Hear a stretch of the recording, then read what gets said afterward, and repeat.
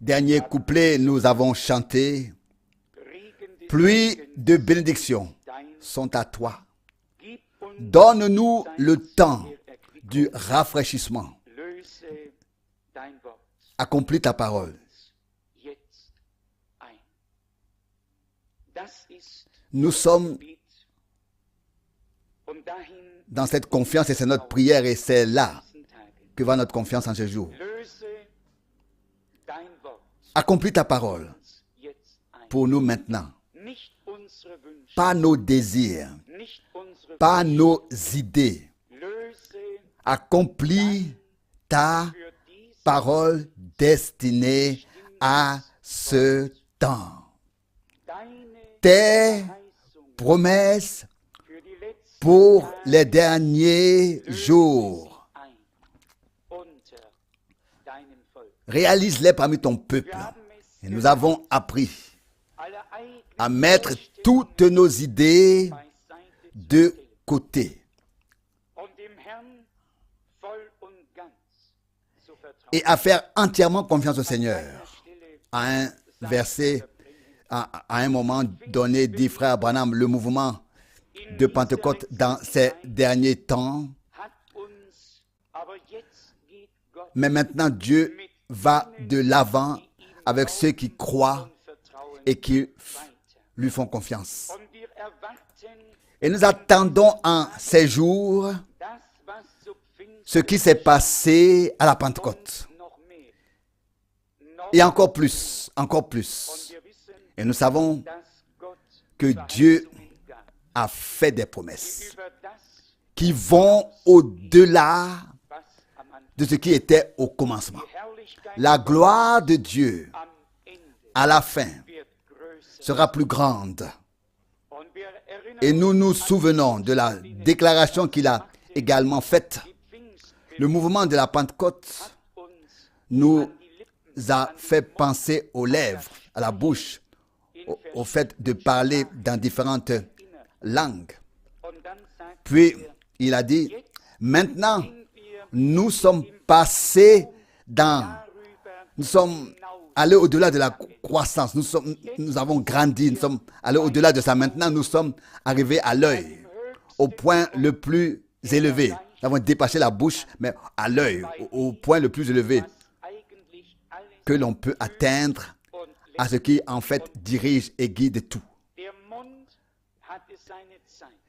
Et qui détermine tout. La bouche a eu son temps. Beaucoup ont dit beaucoup de choses dans beaucoup de langues sous le ciel. Maintenant, Dieu parle dans sa langue par révélation prophétique. Le voyant, les voyants.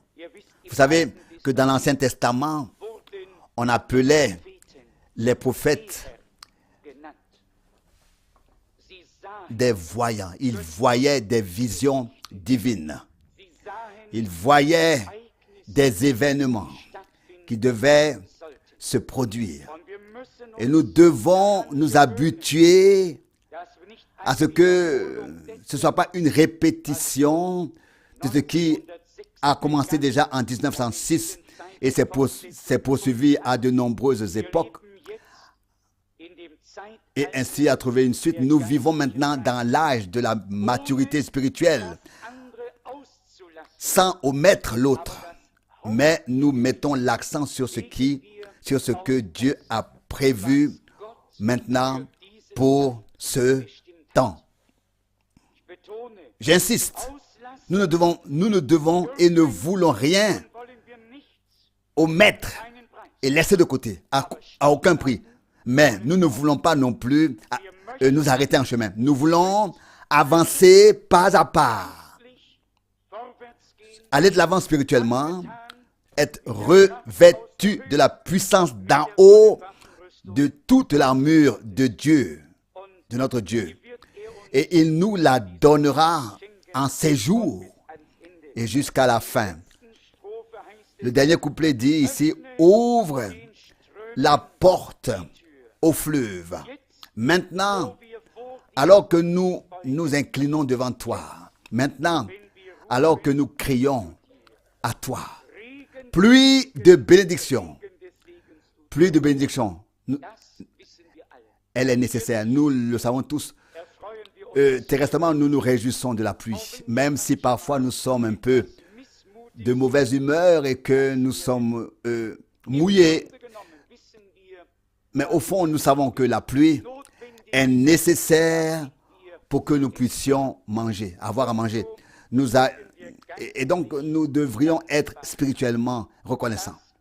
Que Dieu fasse pleuvoir des bénédictions et que nous ayons de la nourriture en abondance. Je voudrais juste citer un verset qui est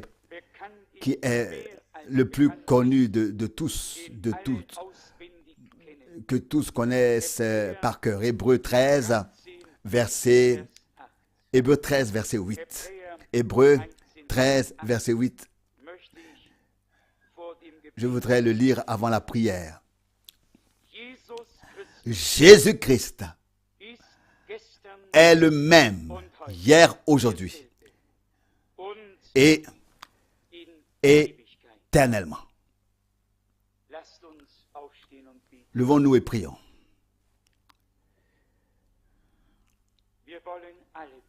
Nous voulons prier tous, nous voulons prier ensemble. Père céleste,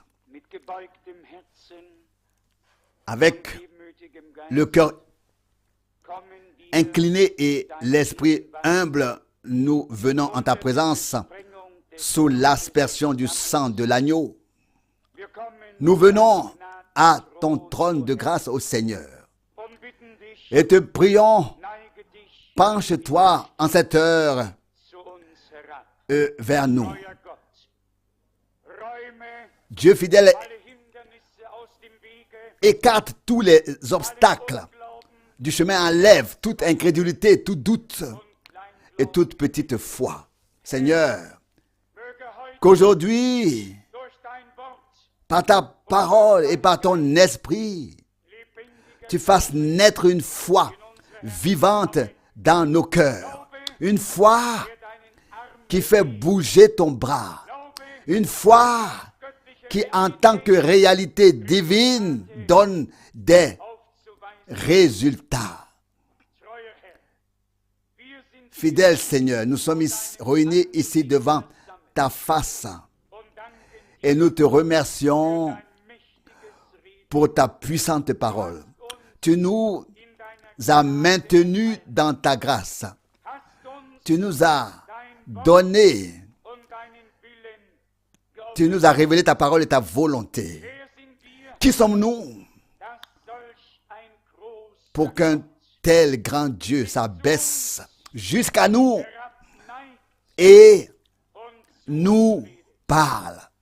Seigneur, rends ta parole si fraîche, si vivante, si puissante aujourd'hui, en cette heure. Fais-en une épée de l'esprit. Et qu'elle devienne, Seigneur, que ton esprit règne au milieu de nous. Et que tout autre esprit soit banni de cette pièce, de cette salle, au nom de Jésus-Christ, le Fils de Dieu. Seigneur, ton peuple est libre. C'est une année de salut, une année de jubilé, une année de rédemption, de libération, de réconciliation. Nous te remercions pour cela et cette année ne sera terminée qu'avec ta venue.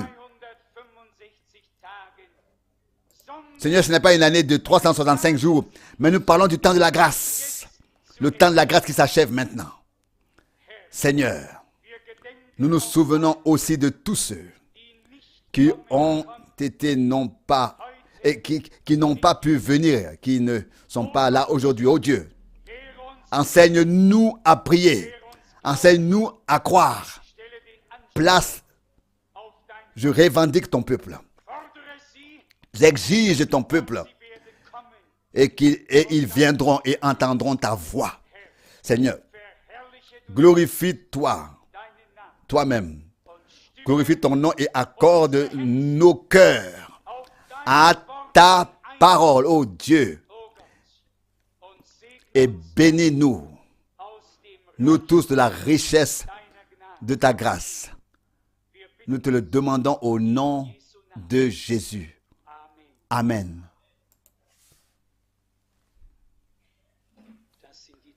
Ce sont les jours que nous avons attendus et nous croyons que Dieu tiendra sa parole, qu'il veut l'accomplir, la tenir. Et nous devons nous détacher, nous dépouiller, nous vider de toutes nos propres idées et pensées et nous confier entièrement au Seigneur qui s'étend sur tout l'évangile. Ce qu'il vous dit, faites-le. Et ce qu'il dit s'accomplit. Quand il l'a craché sur le sol et a fait une pâte et enduisit les yeux de l'aveugle, les gens auraient pu critiquer et tous les critiqueurs auraient pu dire toutes sortes de choses, mais le Seigneur a dit, va et lave-toi dans les temps de Siloé et tu verras. Et il en fut ainsi. Il alla, il fit ce que le Seigneur lui avait dit. Quand nous faisons ce que le Seigneur nous dit, alors il assume la responsabilité pour ce qu'il a dit. Mais si nous ne faisons pas ce qu'il a dit, alors cela dépendra de nous alors. Non.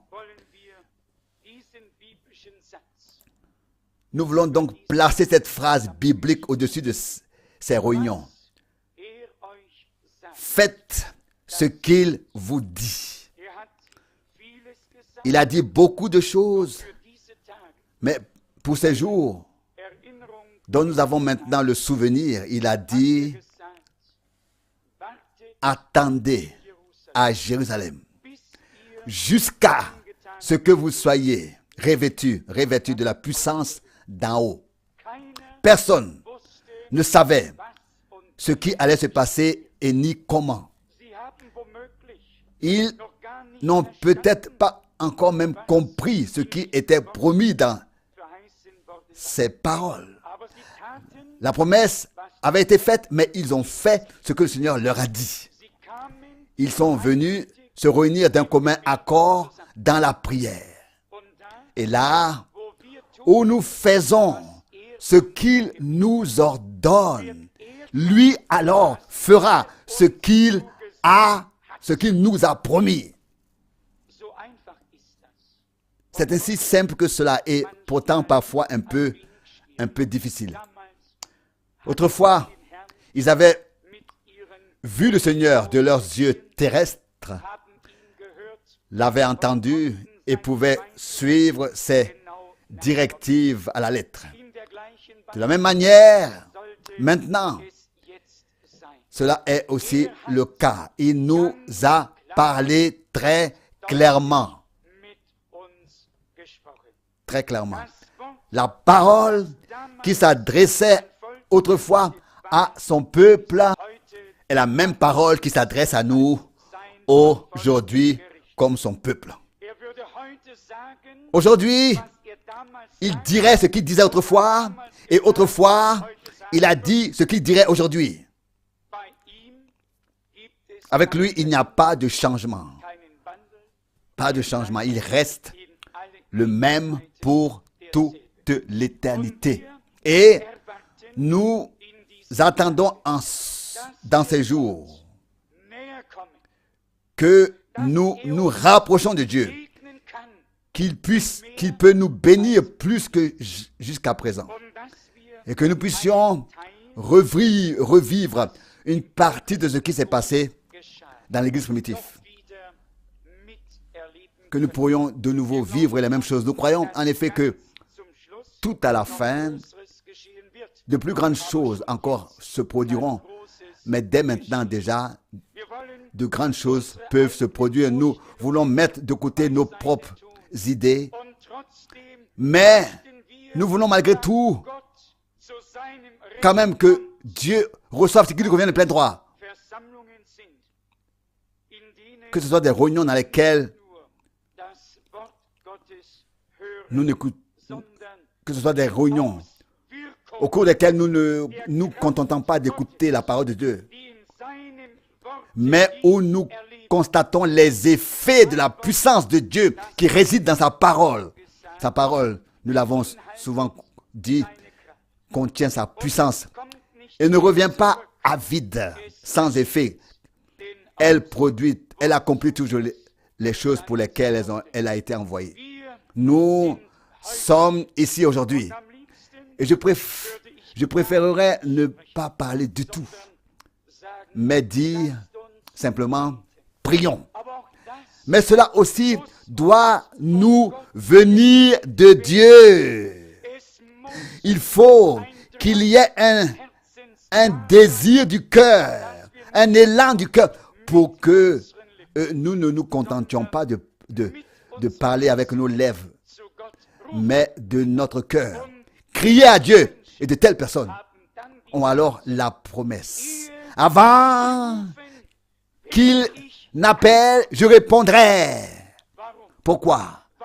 Parce que Dieu a déjà vu le désir sincère du cœur avant même que nous l'ayons exprimé avec nos paroles et que ces paroles aient franchi nos lèvres, Notre Dieu est tout de même un Dieu qui connaît nos cœurs et il veut baptiser d'esprit et de feu. Ce n'est rien qui serait désormais hors de portée, mais qui en fait, tout simplement, fait partie de notre vie. Le royaume de Dieu est un royaume spirituel. Et là où il n'y a pas l'Esprit de Dieu, là où l'Esprit de Dieu ne peut pas être, là, le royaume de Dieu ne peut pas non plus être. Là, on peut chanter concernant le royaume de Dieu et parler du royaume de Dieu. Mais le royaume de Dieu n'existe que là où Dieu peut se manifester par son esprit. Quand il s'est fait chair en Jésus-Christ, notre Seigneur, il est écrit, le royaume des cieux s'est rapproché. Mais maintenant, il est en nous. Nous sommes dans le royaume de Dieu et le royaume de Dieu est en nous. Nous sommes en Christ et Christ est en nous. Nous sommes dans la parole et la parole est en nous. C'est toujours de cette interaction dont nous avons besoin pour suivre le rythme de notre vie de foi. C'est la seule façon de passer de la théorie à la pratique. Et je l'ai déjà dit au commencement, je suis ému, touché par la pensée qu'avec Dieu, tout est déjà accompli, une réalité accomplie. Réalité accomplie. Chaque promesse inscrite dans la parole de Dieu est déjà quelque chose de décidé, déjà quelque chose de réalisé pour lui, d'achever devant lui sa face, parvenir à son achèvement, même si nous attendons encore son accomplissement. Pour Dieu, tout est déjà fait, mais il veut le réaliser dans les croyants. Maintenant, venons-en tout de suite à nous. Dieu est une réalité. Sa parole est une réalité. Sa naissance, sa vie, ses souffrances, sa mort, son ensevelissement, sa descente en enfer, sa résurrection, sa montée au ciel, tout est une réalité divine. Qu'en est-il alors de toi et de moi. Nous aussi, nous sommes des réalités divines. Nous sommes des fils et des filles de Dieu. Nous étions en Christ et nous sommes en Christ et nous serons en lui. Paul l'explique d'ailleurs dans Romains 6. Je suis crucifié avec Christ. Je suis enseveli avec lui et ressuscité avec lui pour une vie nouvelle, pour marcher en nouveauté de vie. Ailleurs, nous lisons qu'en Christ, nous sommes transportés dans les lieux célestes. Nous avons été transférés dans les lieux célestes. Est-ce que vous le comprenez? Que notre Seigneur est une réalité, ça nous le croyons tous. Mais de même qu'il a été engendré par l'Esprit et qu'il est né dans ce monde, nous avons été aussi engendrés par le même Esprit et nous sommes nés dans ce monde d'où il est venu. Il est devenu mortel afin que nous puissions devenir immortels. Bien-aimés, nous devons le croire et le saisir dans la foi. C'était aussi une réalité. Il a pris notre place. C'était aussi une réalité. Notre péché était sur lui, a été mis sur lui, un homme de douleur, évité par les gens. Son apparence était si déformée que personne ne supportait le regarder. Il était donc atteint par le mal, par les douleurs que le péché avait infligées à l'humanité. Et cela était tel qu'on ne pouvait le regarder. On ne pouvait pas le regarder, mais on l'évitait. Mais ensuite, la situation s'est inversée. Il était la réalité. Il était la vie, la mort. Oui, quoi que ce soit, quoi que cela puisse être. Mais la réalité ne peut pas l'être pour toujours, car il y aura toujours un début. Et une fin. Tout ce qui a eu un début a aussi une fin. Et la mort ne sera plus. Bien-aimés, nous devons commencer à faire la différence entre la réalité et le mensonge. Faire la différence. Tout ce qui vient du diable est mensonge. Et c'est lui le menteur depuis le commencement. Tout ce qui vient de Dieu est vrai et nous sommes nés de Dieu, nés et donc unis dans la véracité avec Dieu par sa parole et par son esprit. Ça, c'est la réalité. L'avons-nous déjà ressenti? Je pense que oui, en partie. Mais nous ne l'avons pas encore perçu avec suffisamment de force. L'incrédulité nous a empêchés de voir cela clair a toujours. Cette vision claire a toujours été obscurcie. Et je pense que Dieu veut nous accorder la grâce de voir clairement les réalités divines et qu'elles ne soient plus obscurcies, mais que nous ayons cette vue claire pour les réalités divines et que nous puissions aller de clarté en clarté et de connaissance en connaissance et que nous soyons changés, transformés à son image, selon que cela se fait par le Seigneur qui est l'Esprit. Et où se trouve l'Esprit du Seigneur, là est la liberté. La liberté divine. Le premier passage biblique que notre Seigneur a lu était tiré d'Ésaïe 61. L'Esprit de l'Éternel Dieu est sur moi, se repose sur moi pour annoncer aux captifs leur libération. Bien-aimés, lorsque l'Esprit du Seigneur, Dieu,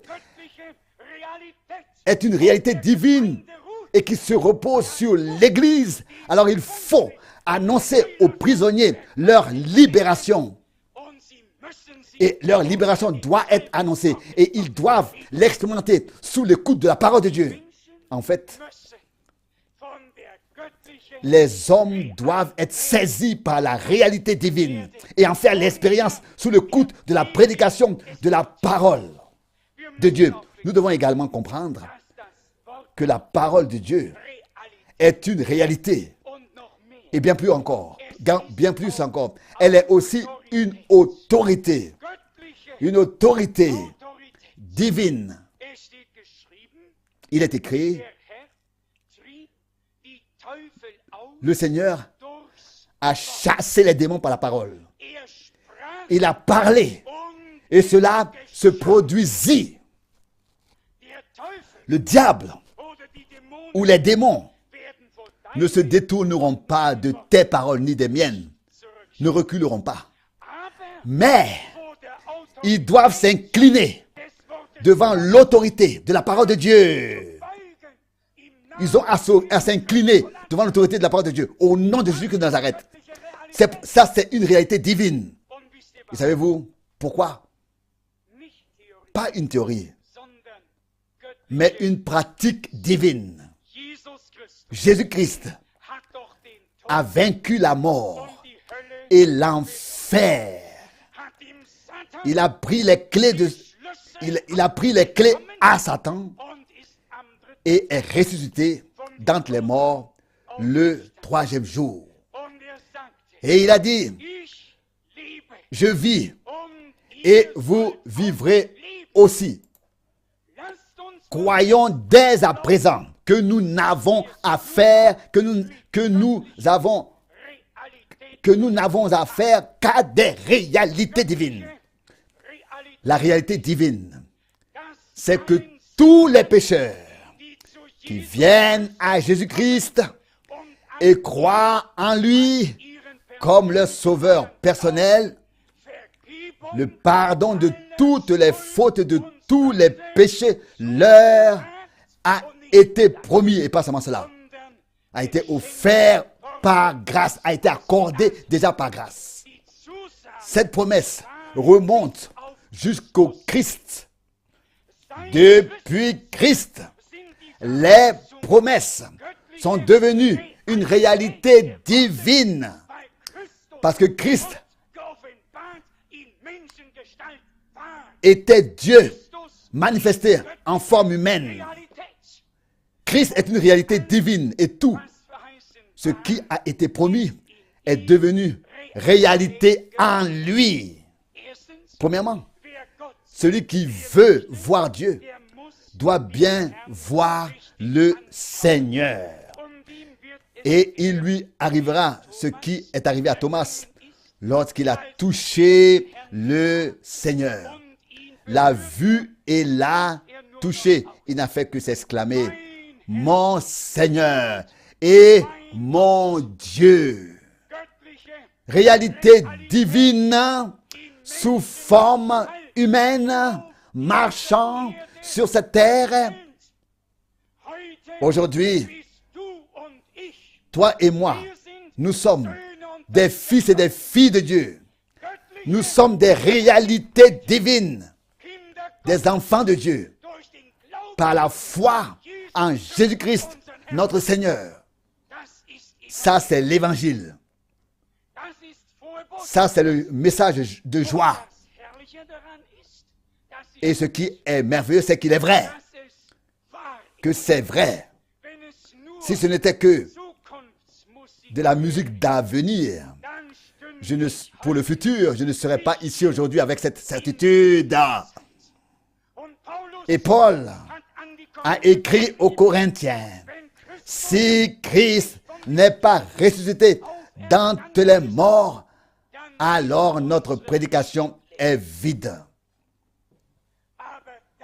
Mais puisque Christ est ressuscité d'entre les morts, et je peux le dire avec l'autorisation de Dieu, C'est pourquoi notre prédication est pleine de la puissance de la résurrection. Ce ne sont pas des paroles vides, c'est un tombeau vide. Alléluia. Ça, nous devons le comprendre. Et quand nous l'avons compris, quand nous l'aurons compris, alors ton tombeau et le nôtre seront aussi vides. Ma tombe sera déjà vide, car nous serons toujours avec lui pour toujours. Il est parti, il est allé pour nous préparer la place. Ne l'oubliez pas. Nous n'avons plus affaire qu'à des... Nous n'avons plus affaire qu'à des réalités. Le tombeau où gisait le crucifié est vide, mais la parole de la croix est pleine et c'est une puissance de Dieu pour tous ceux qui y croient. Et mes bien-aimés, si nous pouvons ces jours-ci, avec l'aide de Dieu, et lui avec nous, nous parviendrons à franchir ce mur du son et à nous réveiller soudain. Et nous comprendrons qui nous sommes en fait. Selon la chair, nous avons connu, beaucoup ont connu le Seigneur selon la chair. Et ils ont dit, oui, nous connaissons ses frères et ses sœurs. Celui-ci n'est-il pas le fils du charpentier, etc. Oui, selon la chair, nous nous connaissons aussi. Mais Paul dit, 2 Corinthiens 5, 16, c'est pourquoi nous ne connaissons plus personne selon la chair. Non, mais si nous avons connu Christ selon la chair, nous ne le connaissons plus selon la chair. Christ, qu'est-ce qui s'était passé? Nous ne le connaissons plus de cette manière. Que s'était-il passé? Il était venu dans la chair pour souffrir et mourir afin d'ôter la mort, le pouvoir de la mort. L'aiguillon de la mort avait piqué son talon, mais son pied est descendu sur lui et il a brisé sa tête, la tête du serpent. Il a écrasé la tête du serpent. Depuis Genèse 3:15, il s'agissait d'une promesse promise. Depuis Golgotha, cela est devenu une réalité divine. Et c'est ce que nous devons comprendre. Et alors nous sommes aidés. Nous voulons désormais, avec l'aide de Dieu, avoir affaire qu'à des réalités divines. Et alors nous regardons loin de nous. Nous nous détournons de nous-mêmes et aussi les uns des autres. Et nous levons les yeux vers le Seigneur, de qui viennent tout notre secours et nos biens. Le secours vient du Dieu qui a fait le ciel et la terre, celui qui ressuscite les morts et qui peut rendre la vue aux aveugles et faire marcher les boiteux et les paralysés. Notre Dieu veut nous utiliser pour cela, comme de petites réalités divines. Mettre en pratique sa sainte parole. Sa sainte parole. Et nous dirons alors, comme notre Seigneur l'a fait, ce n'est pas moi qui fais ses œuvres, mais mon Père qui habite en moi, c'est lui qui fait ses œuvres. Il en sera ainsi pour nous tous. Supposons que les morts ou certains d'entre eux soient ressuscités avant la résurrection. Dans ce cas, il n'y aurait eu aucun d'entre nous qui aurait pu ressusciter un mort. Mais le Seigneur est le maître de la vie et de la mort, sur la vie et la mort. La parole brûlait dans leur âme par l'esprit déposé en eux. Ah, comme ils ont aspiré à voir l'accomplissement de ce don. Ils ont prophétisé et ils se sont endormis avant. de voir ces choses. Et nous vivons à la fin du temps de grâce où Dieu restitue, restaure tout ce qui était perdu. Tout ce qui a été perdu. Et il est capable de faire plus au-delà de ce que nous pourrions même demander. C'est dans un tel temps que nous vivons actuellement. C'est une réalité que Dieu a révélé sa parole. Et cela doit avoir été fait dans un but bien précis. La parole de Dieu est toujours en relation avec son peuple. Et à cela est lié un objectif, un but bien précis. Et nous croyons que Dieu a voulu que les personnes avec lesquelles il a fait alliance, qui font donc partie de son peuple de l'alliance du Nouveau Testament, il veut que ces personnes-là entendent toutes les paroles de l'alliance et qu'ils y croient de tout cœur. Une grande partie de ce qui a été prophétisé pendant des siècles et des millénaires est aujourd'hui l'histoire. De l'histoire est déjà une réalité. Et il s'agit pour nous de la réalité divine dans le royaume de Dieu, au milieu de son peuple maintenant. Nous pouvons en parler beaucoup, que le peuple d'Israël est une réalité que l'on ne peut nier. Et nous nous en réjouissons. Mais ce n'est pas ta réponse ni la mienne. Ça, c'est la réponse pour Israël. Ta réponse et la mienne doivent être en lien, en relation avec les promesses de Dieu maintenant pour l'Église. Et nous ne serons pas plutôt intérieurement satisfaits tant que nous n'aurons pas accompli, tant que nous n'aurons pas vu la dernière promesse faite à l'Église accomplie.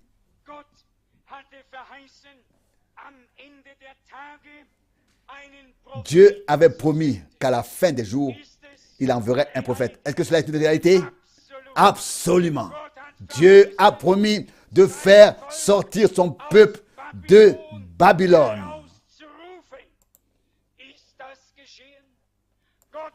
Cela s'est-il produit? Dieu a promis d'enseigner et de rétablir toutes choses.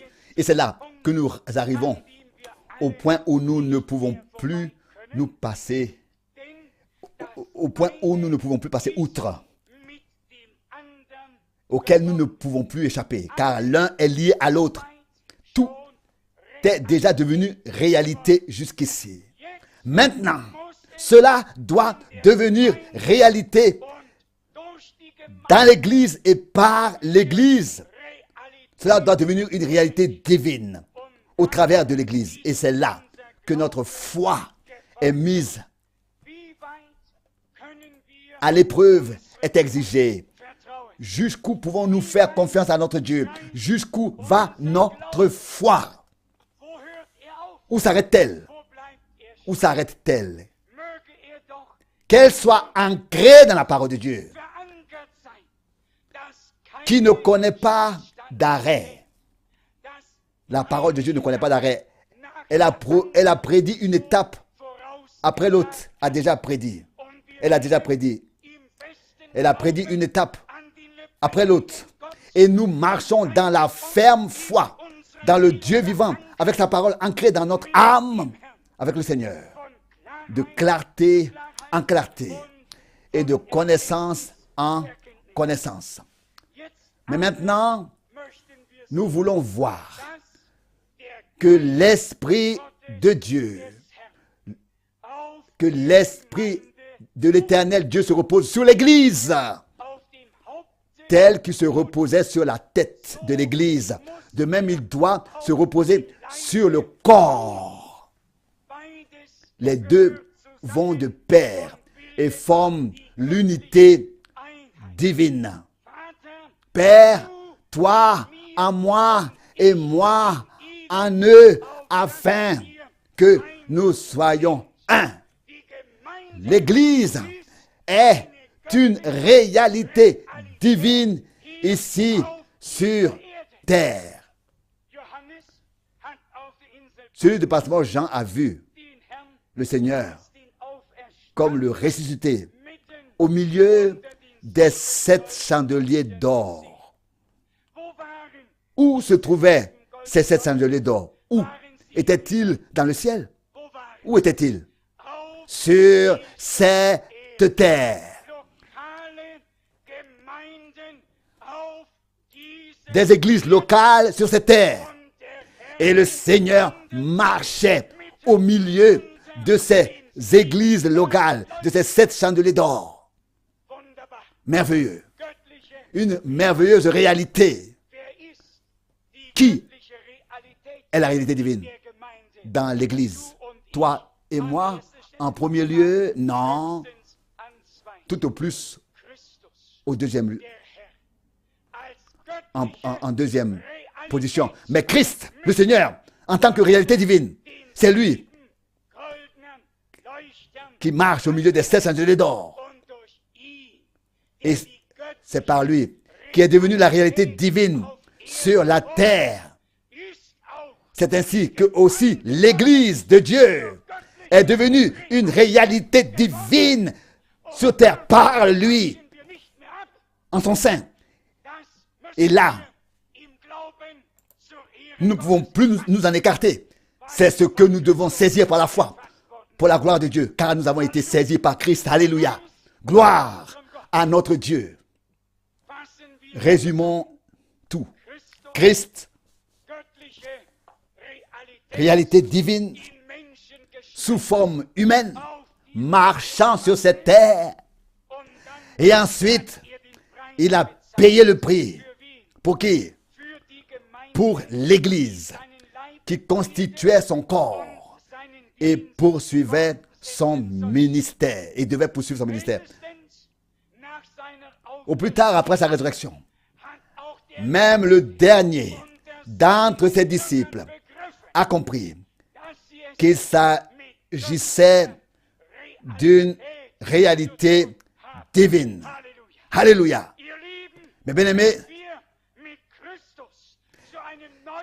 alléluia, bien-aimés, si nous sommes ressuscités avec Christ pour une vie nouvelle, pour marcher en nouveauté de vie, alors nous comprenons que nous avons affaire à la réalité divine. Nous avons affaire à la réalité divine. Aussi certain que sa vie, ses souffrances, sa mort, sa résurrection, tout cela sont et restent des réalités divines. De la même manière, le jour de la Pentecôte est une réalité divine. Et mes bien-aimés, nous voulons nous y préparer. Nous devons nous préparer et dire, Dieu fidèle, nous voulons vivre ce que nos frères et sœurs ont vécu au commencement.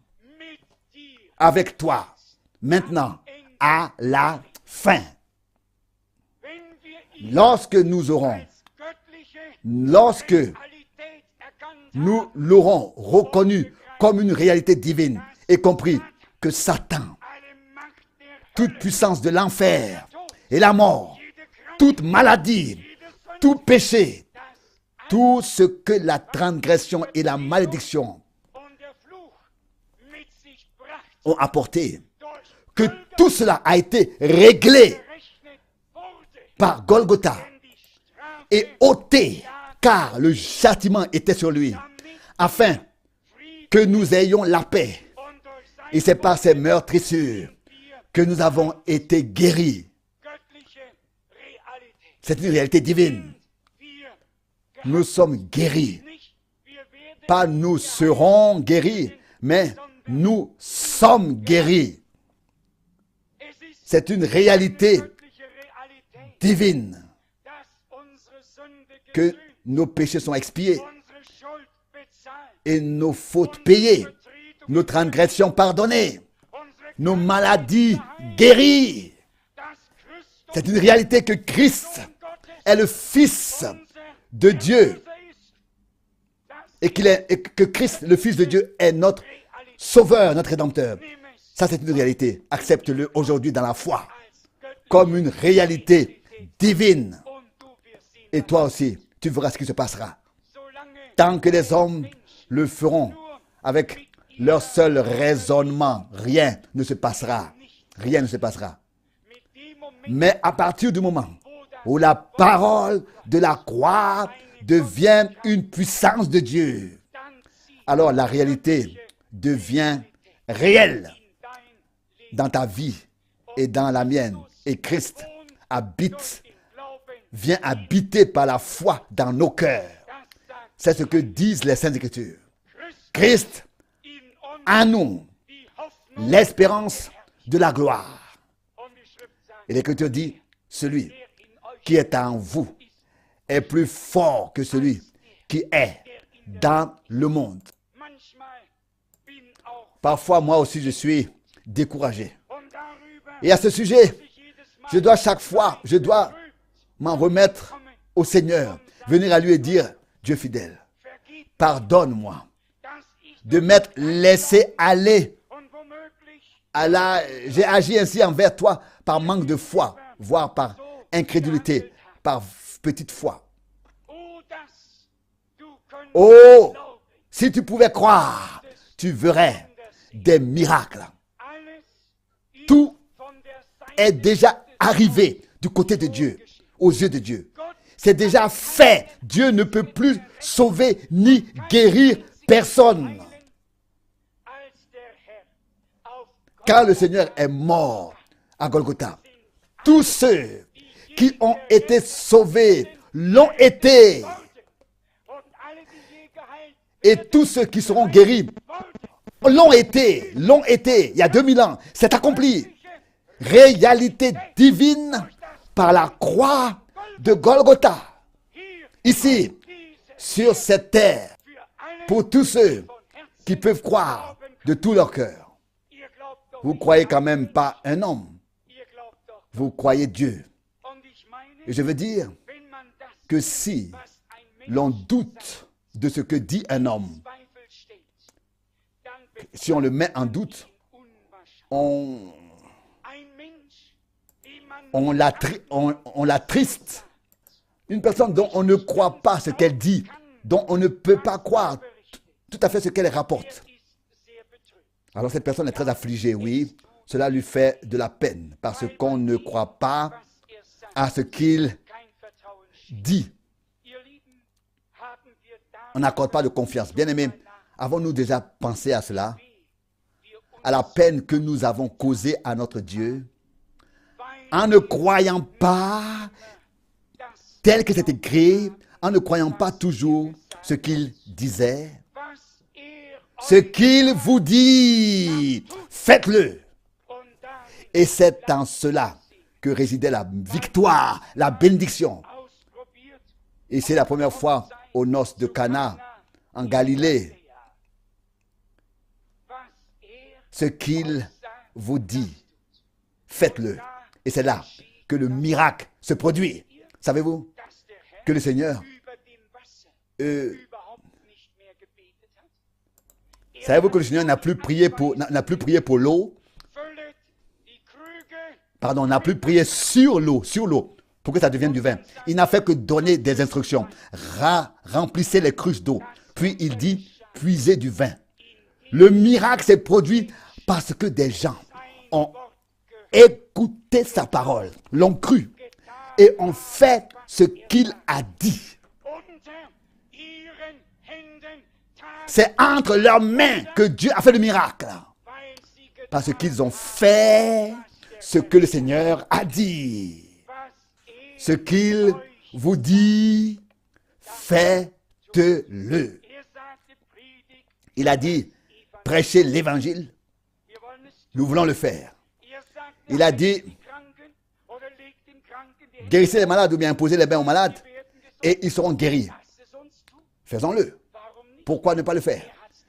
Il a dit, après tout, il il ne peut pas ne pas accomplir sa parole, si ce n'est que nous l'exécutons. S'il avait dit, remplissez les cruches d'eau, et les gens auraient dit, oui, attendez, nous voulons du vin, pas de l'eau. Du vin.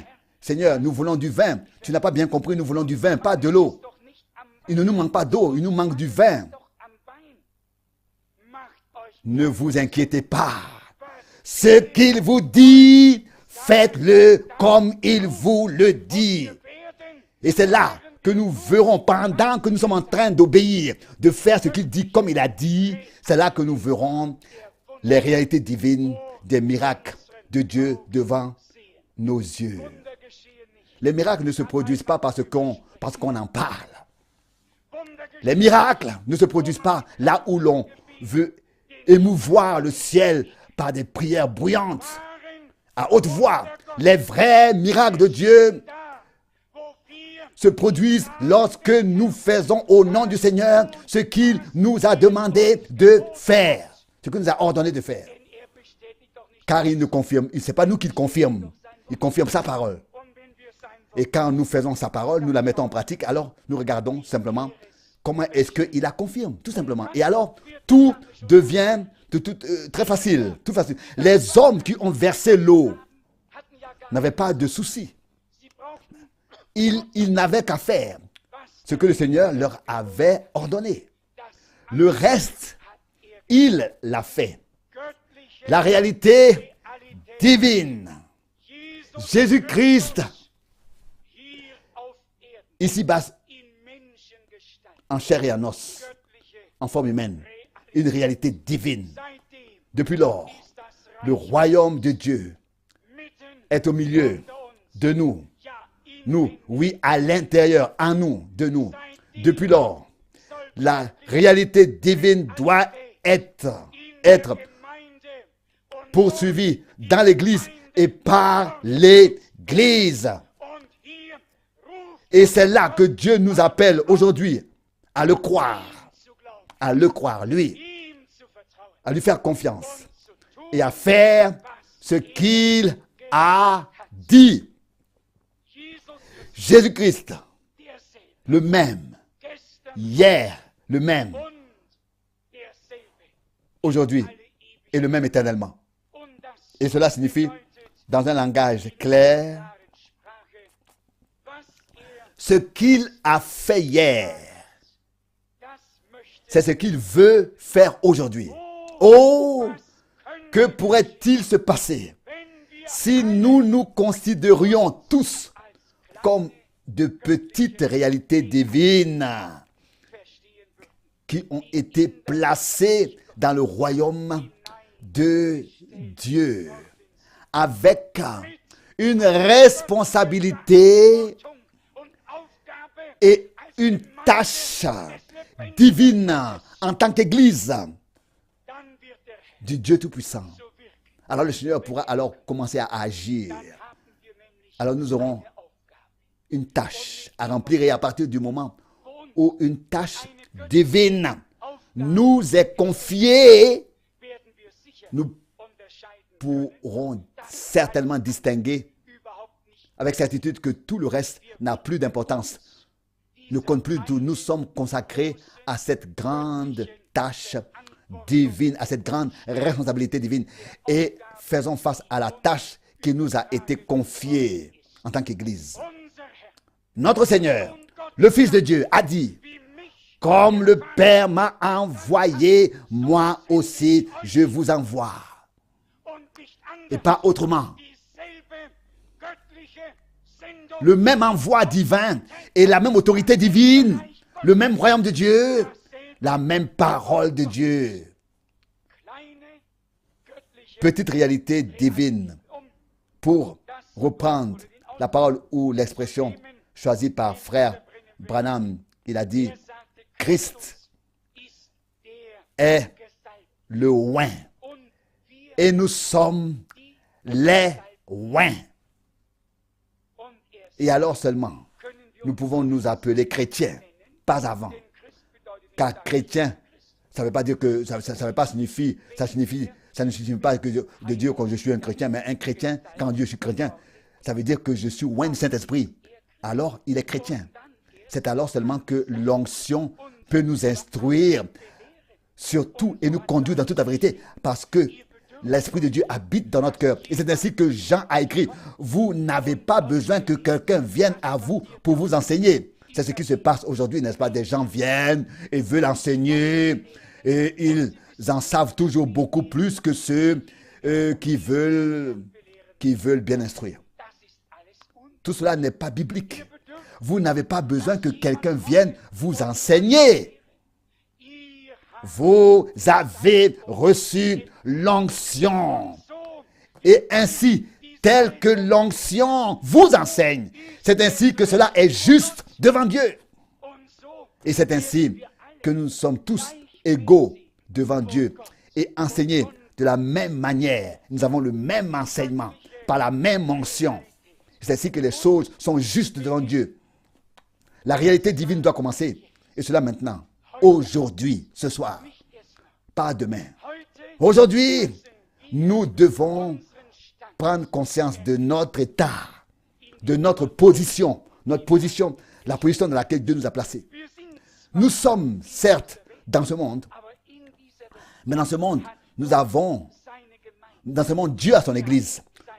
Dieu a son Église et a son royaume. Et je vous le dis sans détour, la seule tâche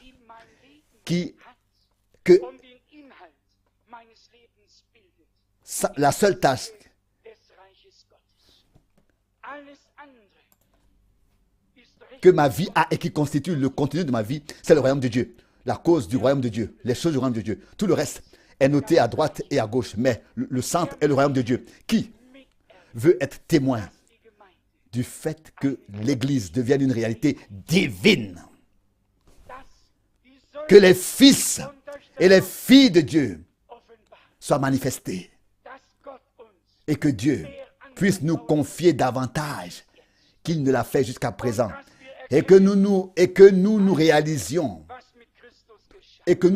que tout ce qui s'est passé avec Christ a été fait pour nous, à cause de nous, pour que nous puissions devenir par lui des enfants de Dieu.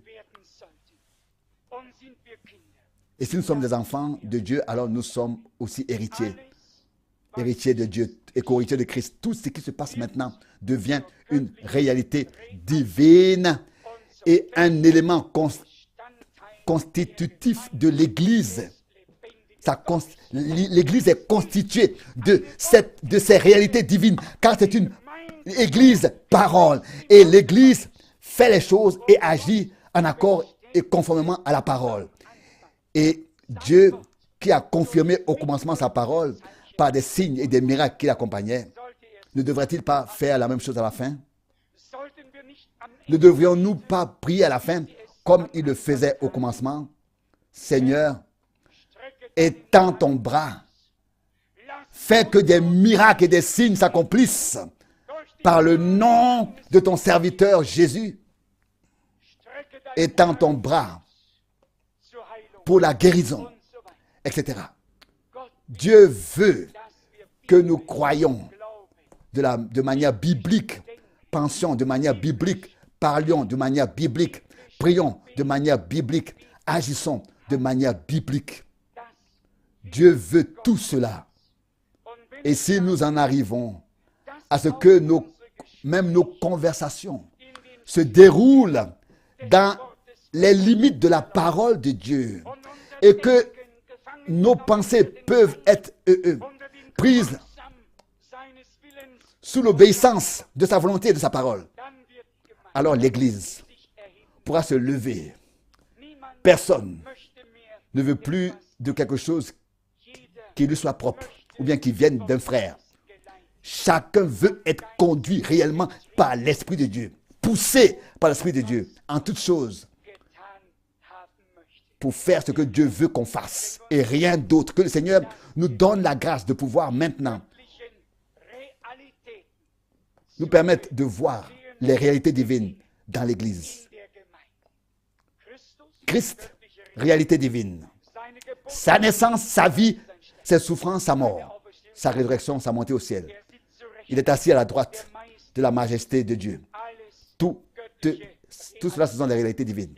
La mort vaincue, la réalité, c'est une réalité divine. Jésus est la preuve, en est la preuve, le troisième jour, ressuscité dans les morts. Mais tout cela s'est passé pour lui ou pour toi et pour moi. Il l'a fait pour toi, il l'a fait pour moi, à cause de toi et à cause de moi. Lui, la seule réalité divine, la parole faite chair, a marché sur cette terre pour racheter des hommes, se révéler à eux et faire d'eux des réalités divines. Et je dis aujourd'hui, nous sommes la réalité divine en tant qu'Église du Dieu vivant, en tant que la colonne et l'appui de la vérité. Alléluia! Gloire et honneur à notre Dieu. Et si nous l'acceptons dans la foi et confessons cela de notre bouche, permettez-moi de le dire clairement. La foi dans ton cœur ne te sert absolument à rien si tu ne dis pas ce que tu crois, si tu ne prononces pas ce que tu crois dans ton cœur avec tes lèvres. Ce n'est qu'alors que cela devient ton témoignage personnel. Et alors, le diable ne peut plus rien contre toi. Tu peux rester ici aujourd'hui, t'asseoir et penser en toi-même, oui, tout va bien, c'est comme ça, tout est en ordre, je suis un enfant de Dieu, je suis né de nouveau, mes péchés sont pardonnés. Et tu penses en toi-même, c'est une réalité divine. Je te le dis, si tu ne le prononces pas dans la foi, par la foi de ton cœur, avec ta bouche, si tu ne le confesses pas, tu seras dans les luttes. Mais si tu continueras à aller dans les luttes, mais si tu l'affirmes de ta bouche, tu le confesses, tu le prononces de ta bouche, c'est que tu dis, Seigneur, aujourd'hui une lumière s'est allumée en moi. Aujourd'hui, c'est devenu clair pour moi. Ça, ce n'est pas une théorie. Ce n'est plus une théorie, c'est une réalité divine. Je te remercie pour la réalité divine dans ma vie. Et je crois que tu as fait de moi une réalité divine. Je suis un enfant de Dieu. Et vous verrez ce qui se passe sans effort. Ne pas se contenter de le dire, mais le faire par pulsion du cœur, dans la foi. Le prononcer par la pulsion du cœur, dans la foi, et vous verrez que quelque chose se délie, se libère en vous. Et vous commencerez à louer le Seigneur. Et alors, à exalter le Seigneur. Et alors, vous pourrez dire, le diable ne vous attaquera plus que de l'extérieur, mais il ne vous attaquera plus de l'intérieur. Et comme ça, vous rongez à l'intérieur. Et toujours, c'est grave, il faut que cela cesse de l'être. Cela doit cesser. Nous sommes totalement rachetés, sauvés, délivrés par le sang de l'agneau. Permettez-moi de conclure et de lire la parole que je voulais lire au commencement. Nous avons demandé à Dieu la conduite de son esprit et il nous l'a donné. Loué soit son Saint-Nom. Ézéchiel chapitre 16, du verset 4. Ézéchiel 16, verset 4. Et quand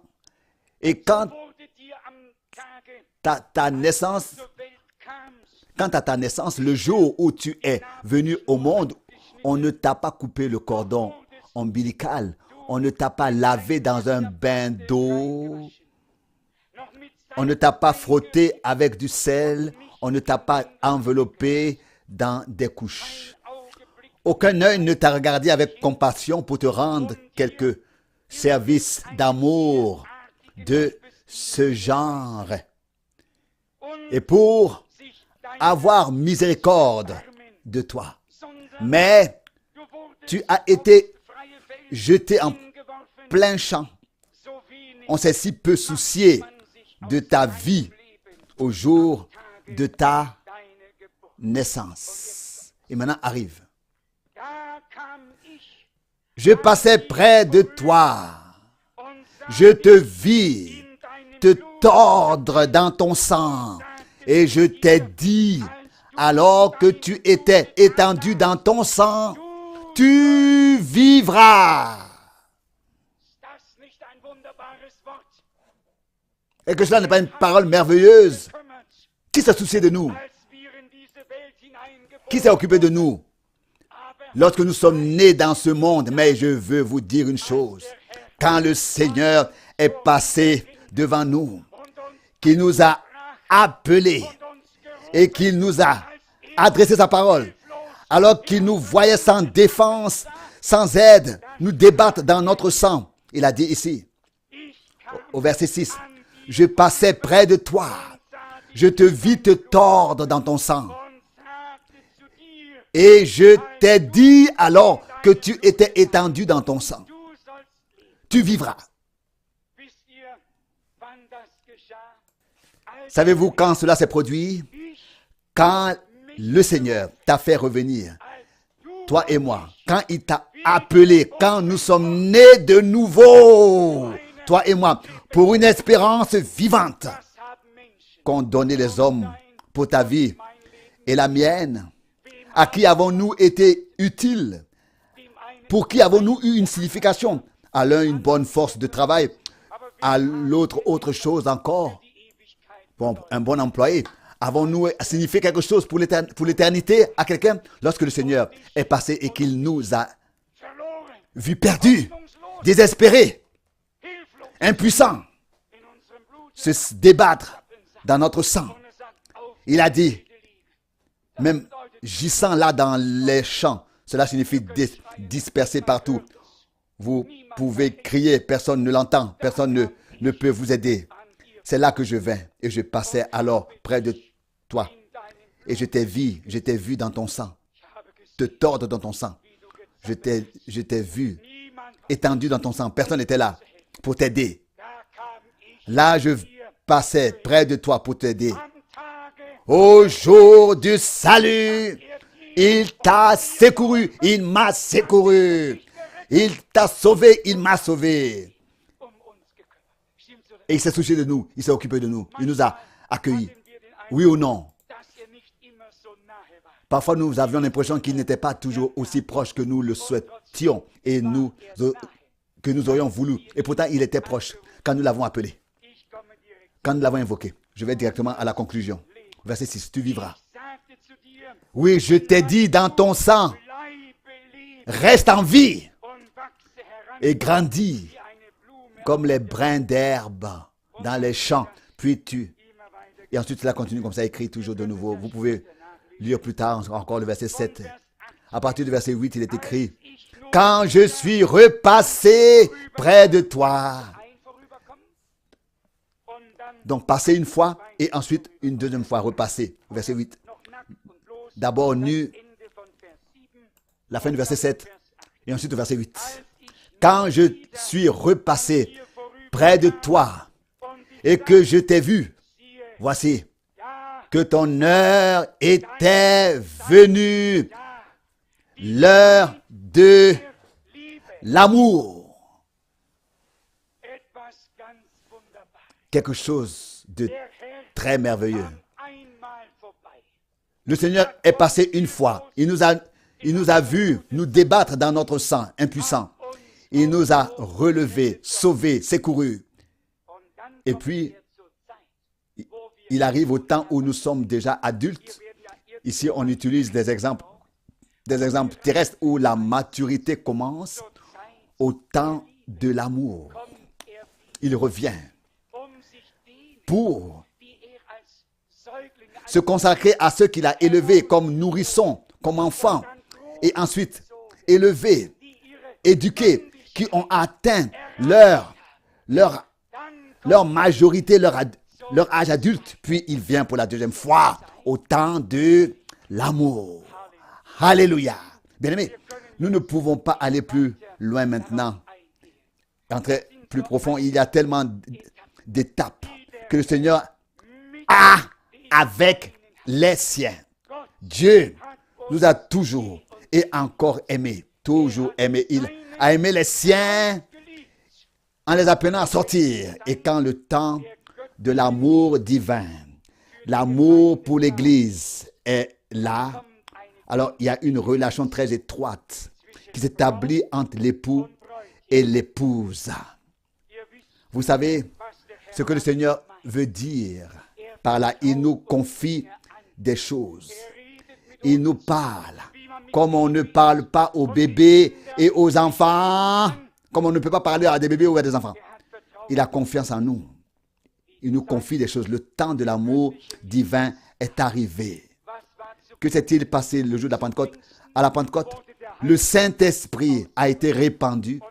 Et il est écrit dans l'Épître aux Romains que l'amour de Dieu a été répandu dans nos cœurs par le Saint-Esprit. À l'heure de l'amour. Vient donc encore une fois. Donc une deuxième fois. L'expérience avec Dieu. Alors une deuxième expérience avec Dieu. D'abord le salut par la foi en Jésus-Christ. Et ensuite au temps où l'amour divin est répandu dans nos cœurs par le Saint-Esprit. Par le Saint-Esprit. Et que nous sommes ainsi placés, établis, placés dans cette communion, ou bien alors dans l'Église, dans le corps de Christ, à la place dans laquelle nous entrons, nous sommes placés par le Seigneur. Et écoutez, encore ceci rapidement, verset 8, la deuxième partie. Puis j'ai étendu sur toi mon manteau, et j'ai couvert ta nudité. Vous connaissez l'histoire de Ruth et de Boaz. Ruth était couchée à ses pieds. C'était pourtant lui, le libérateur, le rédempteur, le proche parent. Il a couvert le bout de son manteau sur elle. Ici, le Seigneur parle de l'Église, de la troupe des rachetés par le sang. D'abord, elle était dans le sang, se débattant, impuissante. Puis il l'a trouvée nue, le dernier âge de l'Église, nue. Je te dis, Laodicée, je te dis que tu es nue. Et à ce moment-là, le Seigneur vient, encore une fois, pour se révéler à son peuple. Mais bien aimé, le temps est écoulé. Mais Dieu n'en a pas encore fini avec nous. Au temps de l'amour divin, il se révèle encore une fois. Et nous nous rendons compte que nous sommes tombés de ce premier amour et des premières œuvres. Et nous réalisons qu'il nous y ramène. Tout cela, ce sont des réalités divines. Vous le verrez, lors de la deuxième fois, il se fait connaître à nous, comme pour Joseph à l'époque, comme pour le peuple d'Israël. Et nous le reconnaîtrons, nous le connaîtrons dans la puissance de sa résurrection. Amen.